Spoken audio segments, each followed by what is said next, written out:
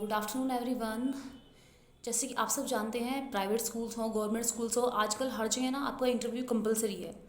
तो जहाँ तक मैंने देखा है, मेरे बहुत सारे कलीग्स हैं, फ्रेंड्स हैं, उनको ना एक चीज़ बड़ी बोदर करती है जब भी वो किसी इंटरव्यू ले जाते हैं। तो इंटरव्यू का नाम आते ही वो लोग ना डर जाते हैं। तो मुझे लगा कि मैं थोड़ा सा आपको एक इंटरव्यू वाला सेक्शन में आपको करवा दूँ। देखिए, जब भी आप टीचिंग के लिए कहीं भी इंटरव्यू देने जाते हैं तो थोड़ा सा ना अपने ऊपर काम कीजिए। काम से क्या मतलब है, जैसे जो भी आपका सब्जेक्ट है तो सब्जेक्ट वाइज क्वेश्चन पुट होते ही हैं। तो देखिए, उसका तो मैं आपको क्या आइडिया दे सकती हूँ, मैं आपको आइडिया दे सकती हूँ ओनली फॉर इंग्लिश, क्योंकि मेरा अपना सब्जेक्ट इंग्लिश है। तो मैं बता सकती हूँ कि इंग्लिश में किस किस तरह के क्वेश्चन पुट होते हैं। लेकिन जिनके अदर सब्जेक्ट है उनको आई थिंक बेटर पता होगा अपने सब्जेक्ट के बारे में कि किस किस तरह के क्वेश्चन पुट होते हैं। तो आप वो जो भी फैक्ट है उनको बड़ी बेसिक इन्फॉर्मेशन के साथ, बेसिक वर्ड्स के साथ उनको इकट्ठा करें, ताकि सामने वाले को कोई कन्फ्यूजन ना हो और ये ना लगे कि इसको इसका भी नहीं पता। तो ये सब चीज़ आपको थोड़ा सा ध्यान रखनी है। अच्छा, हम शुरू करते हैं। जैसे ही आप वापसी डॉक्यूमेंट्स वगैरह आपका रिज्यूमे उनके पास होगा तो वो आपसे पूछेगा इंट्रोड्यूस योर सेल्फ या फिर tell me about yourself, ऐसा कुछ पूछेगा। तो आपको शुरू करना है। देखिए, आपको क्या नहीं बोलना है वो सुनिए पहले। ये जो लाइन मैंने आपको लास्ट टाइम बताई थी कि आप अपने इंटरव्यू में बोलिए thanks for giving me this opportunity to introduce myself. आपको ये जो लाइन है ये यहाँ बोलने की ज़रूरत बिल्कुल भी नहीं है, क्योंकि बेसिकली ये कॉरपोरेट वर्ल्ड में चलती है लाइन। तो यहाँ आप नहीं भी बोलेंगे तो कोई इशू नहीं है, ज़रूरी भी नहीं है, राइट। ओके, फिर आप शुरू कीजिए। अपना नेम बताइए, I am this is my name is करके। फिर आप बताइए आप कहाँ से हैं। ज़्यादा कुछ बताने की जरूरत नहीं है। बेसिकली हम ना सेम सिटी में ही देने जाते हैं, हिसार है। अब हिसार वालों को हिसार के बारे में क्या ही बताएंगे, आप वो सब जानते हैं, राइट। ये उस केस में था अगर आप कहीं और जा रहे हैं, ठीक है, सेंट्रल लेवल पे होता है कहीं और, तो वो थोड़ा सा ना क्यूरियस होते हैं आपके सिटी के बारे में जानने को, आपके लाइफस्टाइल के बारे में जानने को। तो वहाँ थोड़ा सा आप बता सकते हैं, अदरवाइज नो नीड। अपना नाम बताया, फिर आपने अपनी सिटी बताई।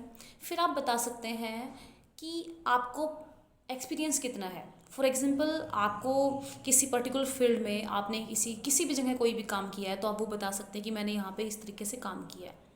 जैसे आप टीचिंग का एग्जांपल देने, आप प्राइवेट स्कूल्स में पढ़ा रहे हैं या अकेडमीज़ में पढ़ा रहे हैं या होम ट्यूशन आप कर रहे हैं, तो ये सब एक्सपीरियंस का ही पार्ट है। जैसे आप कह दें कि मैं पिछले 10 साल से या मैं 2014 से या मैं 15 से मैं स्कूल में टीच करा रही हूँ, तो इस सेंटेंस को हम कैसे बोलेंगे, I have been teaching since 2014। अगर एग्जैक्ट ईयर है तो आपको लगाना है सिंस, और अगर आपको बोलना है कि पिछले 4 सालों से, 5 सालों से या 3 ईयर से मैं पढ़ा रही हूँ, तो आप बोल देंगे I have been teaching for 4 years, 5 years, जो भी है। फिर आप बता सकते हैं कि आपको एक्सपीरियंस किस फील्ड में है, मीन्स स्कूल में, एकेडमीज़ में, कॉलेज में, कहाँ। तो आप बता सकते हैं I have taught in schools as well in academies, और I gave tuition classes also, ये भी आप बता सकते हैं, ठीक है। इस सब को बताने के बाद आपको बतानी है अपनी एकेडमिक्स। एकेडमिक्स में क्या क्या आएगा आपको। वैसे तो सारा डाटा आपके रिज्यूम में गिवन होता है, डॉक्यूमेंट्स दे कैन सी, वो स्पेसिफिकली पूछ लें कि tell me about your academics, तो आपको पूरा बताना है। जैसे मैंने उसमें बताया कि कहाँ से शुरू करना है आपको, कि आपको पहले अपना जो आप कर रहे हैं वो बताना है, या नहीं कर रहे हैं तो जो भी लास्ट में किया था वो बताना है, लाइक पोस्ट ग्रेजुएशन, बीएड, फिर ग्रेजुएशन, फिर आपकी 12th, फिर 10th, दिस सीक्वेंस में, राइट। उसके बाद आपने फॉर एग्जांपल कोई कंप्यूटर कोर्स किया है वो आप बता सकते हैं। आफ्टर दैट आपने जो जो टेट किए हैं वो ज़रूर से ज़रूर मेंशन करें, because that is very very important. तो आपने टेट ज़रूर मेंशन करें, हाँ। लेकिन अगर आपका कहीं पे फॉर एग्जांपल आपने गवर्नमेंट एग्ज़ाम दिया है, वो क्रैक हो रखा है और आपकी किसी भी दिन पोस्टिंग आने वाली है, तो प्लीज़ वो आप ना बताएं, क्योंकि उससे क्या होगा, उनके दिमाग में कहीं ना कहीं जाएगा कि इसका तो क्लियर हो रखा है और ये तो कभी भी यहाँ से चला जाएगा। लेकिन ऐसा है कि भाई कोई भर्ती लटकी हुई है, जैसे पहले हुआ था, या मतलब जो में टाइम लगता है, वो आप बता सकते हैं कि मैंने ये टेट क्वालिफाई किया है, मैंने एनबीएस भी दिया था but I was unable to go, ठीक है, ड्यू टू सम सरकमस्टांस, कुछ भी जो रीजन रहे थे उनको आप ऐसे सेंटेंस करके बोल दें। जैसे I got an interview call from NVS, right?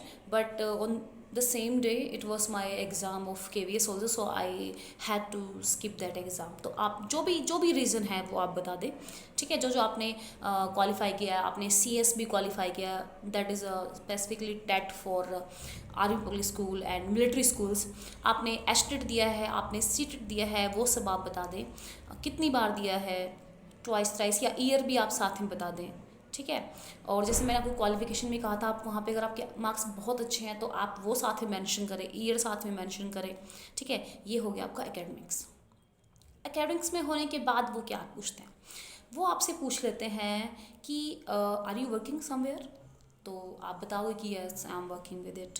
या फॉर एग्जांपल आपने छोड़ दी है तो पूछ लेंगे कि okay why you left that job. तो आपको एक स्पेसिफिक सा रीजन आपके पास रखना है, ये नहीं बोलना कि मेरा मतभेद था, कॉन्ट्राडिक्शन था। अगर ऐसा है तो ठीक है, नहीं बोलना है। आप बोल सकते हो कि ड्यू टू माई एग्ज़ाम्स, या I get the better opportunity, या इट्स माई, मतलब जो भी आपका स्पेसिफिक रीजन था क्यों आपने पिछला स्कूल छोड़ा, आपको बेटर अपॉर्चुनिटी मिली। सैलरी ना बोलें कि बेटर सैलरी मिलती, क्योंकि ये कहीं ना कहीं आपका नेगेटिव पॉइंट जाता है कि आप सैलरी 2-4 हज़ार की सैलरी के चक्कर में आप कहीं भी स्किप कर रहे हैं। ऑब्वियसली हम सबका मेन मोटो तो यही होता है, ऑब्वियसली इंसान सैलरी के लिए ही काम कर रहा है, ठीक है ना। इतनी पढ़ाई पे इतना पैसा इन्वेस्ट हुआ है हमारा, तो कहीं ना कहीं देखो वो चीज़ें तो मैटर करती हैं इतने सारे एक्सपीरियंस के बाद।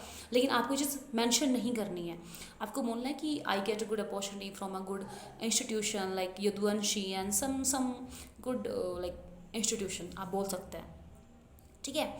फिर आप वो आपसे ना आपके सब्जेक्ट के बारे में पूछ लेगा कि अब मैं जैसे इंग्लिश की हूँ तो मुझसे पूछा जाएगा कि ओके ग्रामर में how will you describe preposition, ठीक है, होमोनिम्स क्या होते हैं, सिनोनिम्स क्या होते हैं, मतलब ऐसी चीज़ें पूछ सकता है। फिर आपसे ग्रामर के टॉपिक से पूछ लिया, थोड़ी सी आपसे आपकी 11th-12th जिस भी आप पोस्ट के लिए जा रहे हैं, फॉर एग्जांपल आप टीजीटी के लिए जा रहे हैं तो वहाँ आपसे 6 में से कोई चैप्टर भी क्या लगता है आपको, ये पोएम, आपको कोई बुक मंगवा दी कि दिखाइए पढ़ भी बताइए ये आप कैसे डिस्क्राइब करेंगे, तो आपसे ऐसा भी हो सकता है। It's a demo kind of ना, वो आपका वे ऑफ देख सकते हैं कि आप कैसे बच्चे को एक्सप्लेन करेंगे, नहीं करेंगे। आपसे वो लिटरेरी टर्म्स पूछ सकता है, जैसे हमारे लिटरेचर में क्या होता है, लिटरेरी टर्म्स होती हैं, पूछ सकता है कि व्हाट इज़ मेटाफर, या आपको लाइन दे दी कि क्या राइम स्कीम है इसमें, ठीक है, इसमें कौन सा फिगर ऑफ स्पीच है, तो वो आप बताइए।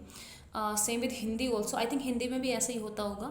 जैसे हिंदी में एक लेडी गई हुए थे हमारे साथ पीआरटी के लिए, तो उनसे पूछा गया था प्लूत स्वर, पूछ लिए उनसे, एक लुंडित वर्ण होते हैं, उनको कोई आइडिया नहीं था।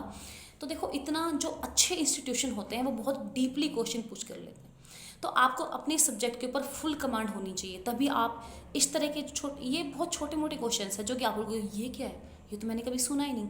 सो वर्क ऑन इट, ठीक है ना। अगर आप कहीं भी जाते हैं अपने आप को, चाहे नहीं भी जाते, देखो आप अपने सब्जेक्ट के टीचर हैं, आपका बच्चा, आपका स्टूडेंट आपसे कुछ ही पूछ ले, यू हैव टू सेटिस्फाई है।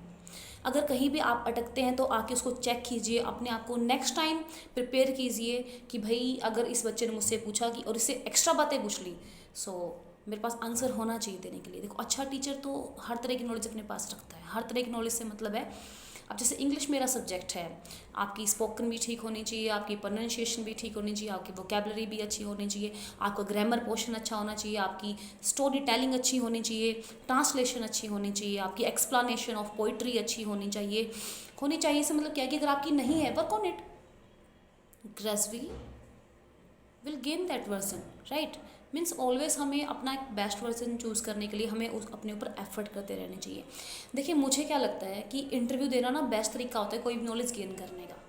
अब कई साल पहले जैसे मैं क्या करती थी, कोई भी इंटरव्यू होता तो मैं इंटरव्यू नहीं छोड़ती थी, खासकर अच्छे स्कूल्स में, लाइक जैसे यदुवंशी हो गया या सुप्रीम है या कोई भी अच्छा स्कूल, कहीं भी जाओ। जैसे हमारे यहाँ मतलब काफ़ी अच्छे अच्छे स्कूल्स हैं, हिसार की मैं बात करूँ, जिन की मैं बात करूँ, काफ़ी अच्छे स्कूल्स हैं। तो आपको ना, मुझे ऐसा लगता है आपको इंटरव्यू नहीं छोड़ना चाहिए, आपको जॉब करनी है या नहीं करनी है, क्योंकि इंटरव्यू ना आपको कॉन्फिडेंस देते हैं और एक से एक लेटेस्ट इन्फॉर्मेशन आपको जानने को मिलती है। आप यकीन नहीं मानोगे, जब मैंने यदुवंशी में इंटरव्यू दिया था 2018 में, उस टाइम में मुझसे क्वेश्चन पुट किया था व्हाट आर मूड्स, और आप यकीन नहीं मानेंगे मुझे बिल्कुल कोई आइडिया नहीं था, अभी भी कोई आइडिया नहीं है, लेकिन आके मैंने उस टाइम पे सर्च किया था कि अच्छा इंडक्टिव ये होते हैं मूड्स।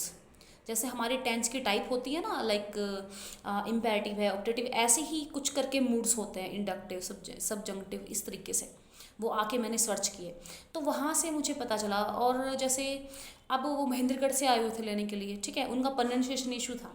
अब वो कुछ पूछना चाह रहे हैं तो मुझे समझ में नहीं आ रहा था, तो मैंने पूछा कि सर लिख के दिखाएंगे आप, तो ये आपका कॉन्फिडेंस शो करता है कि आपने सामने वाले को उसकी प्रोनाउंसिएशन ठीक कर दी।